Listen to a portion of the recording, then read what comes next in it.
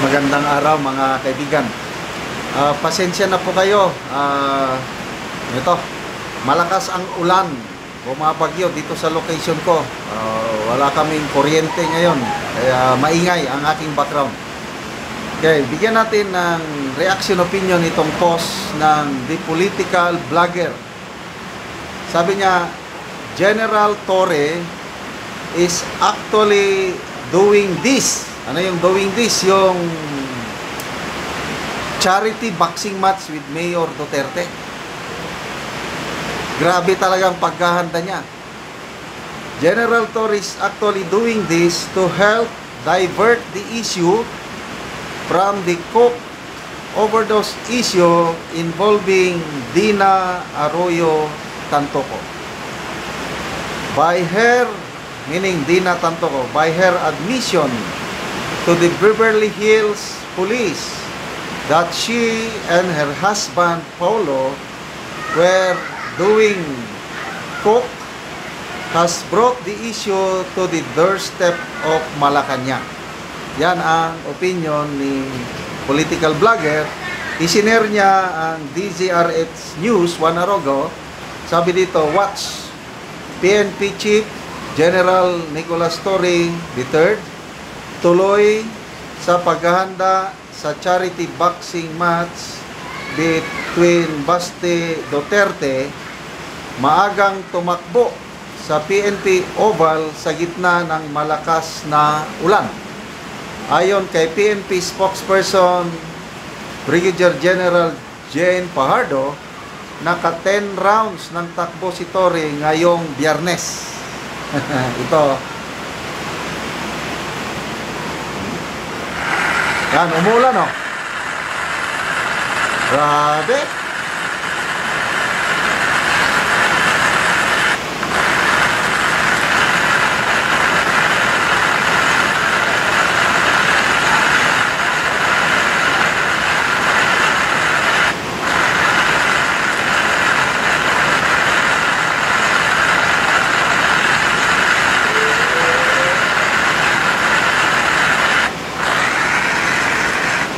So, ano sa tingin nyo mga kaibigan?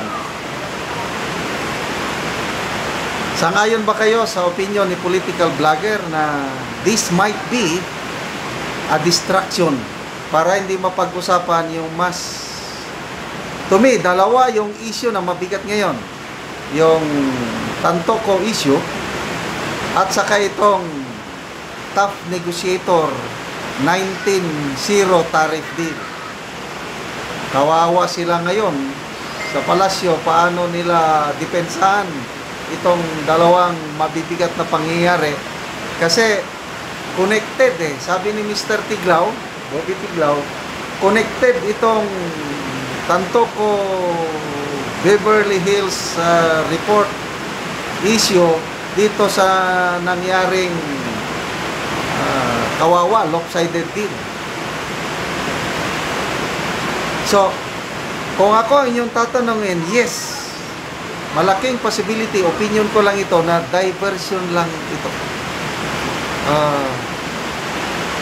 Sa isang banda, parang nakakatuwa ba na magkakaroon ng charity event boxing match between Paulo Baste and Torre. Parang ito na, buhos ng galit ni Mayor Baste. Pagkakataon na siyang makapag-buhos ang galit niya sa kumidnap sa iyang ama. Entertainment value, yes, nandyan. Kaya lang, nakakahiya. Ano ba yan? 4-star general, tapos city mayor, magbuboxing dahil lang sa nangyari. It's not good for our country. So, hindi ito mangyayari. Anyway, nagsalita na si Mayor Baste. Kondisyon niya is magpa-test muna sila. Drug test. From the president down. Lahat ng elected. Oh. Imposible yun. So, ibig sabihin, walang boxing match na mangyayari. Kaya, huwag tayong mahulog sa trap o diversionary tactics para hindi mapag-usapan yung mas importanteng issue. Yung, birin mo yan, Deputy Social Secretary umamin gumagamit ng coke, marijuana, at nakagawa sila ng labag sa batas sa US. What does that mean sa ating bansa? Drug campaign na punuhay. Very successful sila. Bloodless daw ang drug campaign ng gobyerno ito. Mabait, pusong mamon, wala no. Yan pala, Deputy Social Secretary gumagamit. Anong ibig sabihin nun? Bakit tahimik ang Malacanang? Bakit walang preventive suspension? Wala lang, asit. Wala, exempted kami yan. Kung ordinaryong mamamayan ang mahulian ng isang pakete lang ng shabu, kaso kagad, kulong kagad. Sila, exempted. Tapos yung 19-0, kawawa tayo. Sa deal na yan, sabi pa ng presidente, it's a very significant achievement. Pinaghirapan namin yan. Dapat magpasalamat kayo dahil naibaba namin ng naibaba namin. Tanungin nyo yung mga negosyante natin. Yung local exporters, yung nagpapadala ng export sa US. Maligaya ba sila? No way. Si Mr. Brian Ang, Vice President ng Philippine Chamber of Commerce and Industry for Trade. Sabi niya, wala. Hopeless na kami. Walang epekto sa amin. Marginal ang epekto ng 1% na pag-discount. Kawawa kami. We will lose jobs, profit, and everything. Hindi na competitive ang ating produkto sa US dahil sa napakalakang tatar. Yun. Tapos, ipagmamayabang pa. Anyway, basa tayo sa mga comment.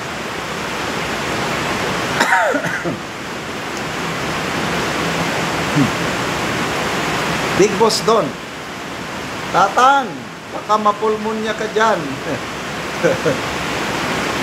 Juning Guadalupe, in Mindanaoan and Visayan tribal cultures, challenging someone to duel or fight settle differences wasn't taken lightly. Drops Rain Bunayog, pasikat po ni Diwataw, luod-luod.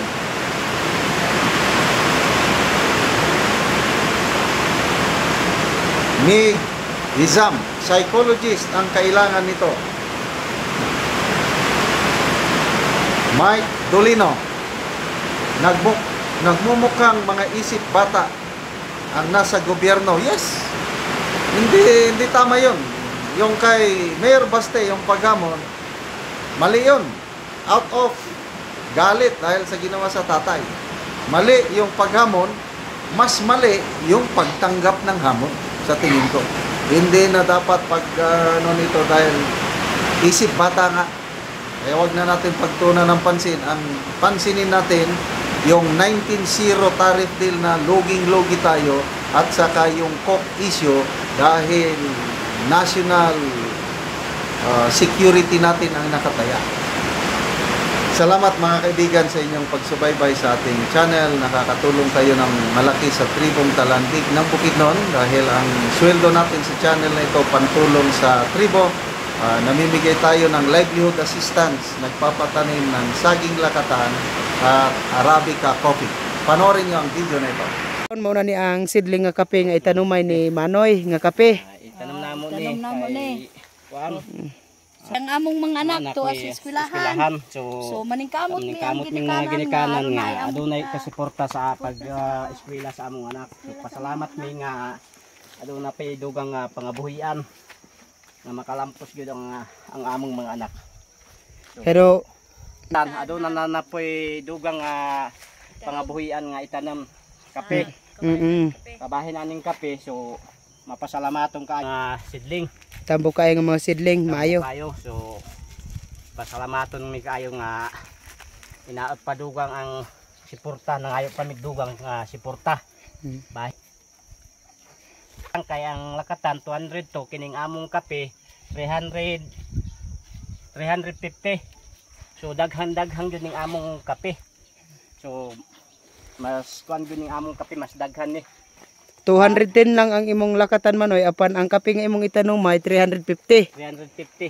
So motruhan pa gyud. Motruhan pa ni. Gyud ni paabot na ako ni og isa kalibo kun aduna pay dugang nga suporta.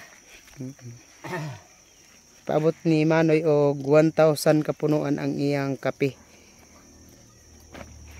Og muna ni ang lakatan ni Manoy nga hapit na mamunga.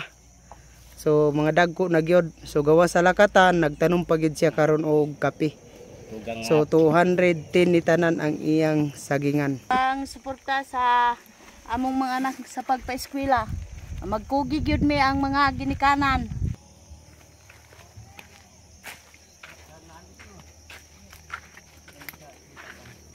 Kape nga tinanom ni Manoy. Pasala. At sa Ginoo og sa nagtan-aw sa video sa pagsuporta. Salamat.